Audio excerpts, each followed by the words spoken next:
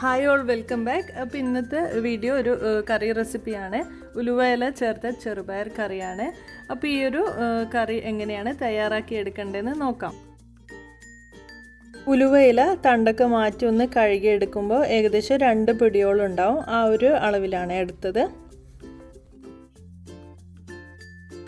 അരക്കപ്പ് മുഴുവനായിട്ടുള്ള ചെറുപയറാണ് എടുത്തിട്ടുള്ളത്. ഇതിന് പകരമായി ചെറുപയർ പരിപ്പ് നമുക്ക് എടുക്കാം. ഇനി വേണ്ടത് അരക്കപ്പ് തേങ്ങാ ചിരവ്. ഇതാണ്. ഇതിപ്പോൾ അരച്ചിട്ടോ അല്ലെങ്കിൽ നല്ല കട്ടി തേങ്ങാപ്പാലായിട്ടോ എടുക്കാം. അപ്പോൾ ആദ്യം ചെയ്യേണ്ടത് ചെറുപയർ ഒന്ന് ചെറുതായിട്ടൊന്ന് ചൂടാക്കി എടുക്കണം. പരിപ്പാണെങ്കിലും ഇതേ രീതിയിൽ തന്നെ ചൂടാക്കിയെടുക്കാം. 1-2 മിനിറ്റ് ഒന്ന് ചൂടാക്കിയെടുക്കാം. അപ്പോൾ ലോ ഫ്ലെയിമിലിട്ടിട്ടൊന്ന് ഇതുപോലെ ഒന്ന് ചൂടാക്കിയെടുക്കാം. ചെറുതായിട്ടൊന്ന് കളർ മാറി തുടങ്ങും, ചെറിയൊരു സ്മെല്ലും കിട്ടും. അപ്പോൾ നമുക്കിത് ഓഫ് ചെയ്ത് വെക്കാം. അപ്പോൾ ഇത് ചൂടായിട്ടുണ്ടെങ്കിൽ ഞാൻ ഓഫ് ചെയ്ത് ഇടാണ്. അപ്പോൾ ഇതൊന്ന് നന്നായി കഴുകി എടുക്കാം. ഇനി ഇതിലേക്ക് ഒരു പകുതി സവാള, പിന്നെ 3 പച്ചമുളക്, കുറച്ച് കറിവേപ്പില, ഒരു 4 അല്ലിയോളം വെളുത്തുള്ളി ഒന്ന് ഇട്ട് കൊടുക്കാം.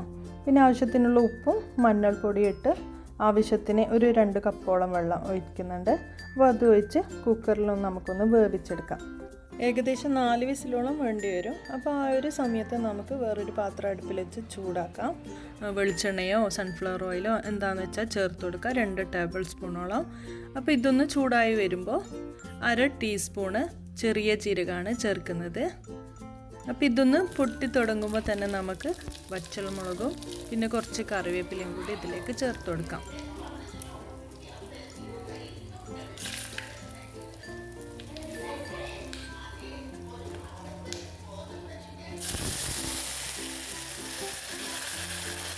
ഇനി ഇതിനോടൊപ്പം തന്നെ നമുക്ക് കഴുകി മാറ്റി വെച്ച ഉലുവയിലയും കൂടി ചേർത്ത് കൊടുക്കാം.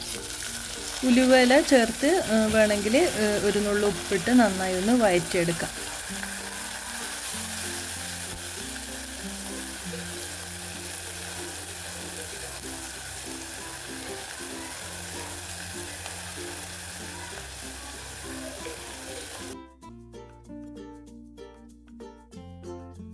അപ്പോൾ ഈ ഒരു ഇല നന്നായി വഴന്ന് വന്നിട്ടുണ്ട്. അപ്പോൾ നമുക്കിനി പൊടികൾ ചേർത്ത് കൊടുക്കാം. 1/2 ടീസ്പൂണ് മല്ലിപ്പൊടി, 1/2 ടീസ്പൂണ് മുളക് പൊടി, 1/4 ടീസ്പൂണ് ഗരം മസാല പൊടി, 1/4 ടീസ്പൂണ് കുരുമുളക് പൊടി. ഈ ഒരു കറിയിൽ പൊടികൾ വളരെ കുറവ് മാത്രമേ ചേർക്കുന്നുള്ളൂ. അപ്പോൾ ഈ ഒരു പൊടികളും കൂടി ചേർത്തൊന്ന് വഴറ്റി കൊടുക്കാം. അപ്പോൾ ഇതിലേക്ക് നമുക്കിനി നമ്മൾ വേവിച്ച് വെച്ച് ചെറുപയറാണ് ചേർക്കേണ്ടത്. അതും ഇതിലേക്കൊന്ന് ചേർത്ത് കൊടുക്കാം.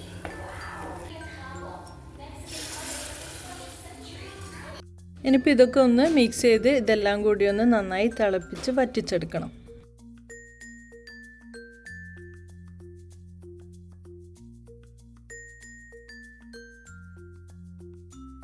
അപ്പോൾ നമ്മൾ കറി അത്യാവശ്യം നന്നായി തിക്കായിട്ട് വന്നിട്ടുണ്ട്.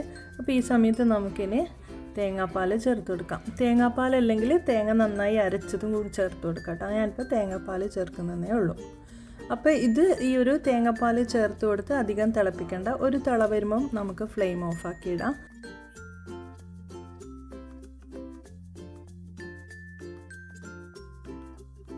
അപ്പോൾ ഇത് ചെറുതായിട്ട് തിള വന്നു തുടങ്ങിയിട്ടുണ്ട്. അപ്പോൾ ഈ സമയത്ത് തന്നെ ഞാൻ ഫ്ലെയിം ഓഫാക്കി ഇടാണ്. ഉലുവയില കറി റെഡി ആയിട്ടുണ്ട്. അപ്പോൾ നല്ല ടേസ്റ്റി കറിയാണ്. അപ്പോൾ ഈ ഒരു റെസിപ്പി ഇഷ്ടമായെങ്കിൽ ട്രൈ ചെയ്ത് നോക്കി ഫീഡ്ബാക്ക് അറിയിക്കാം.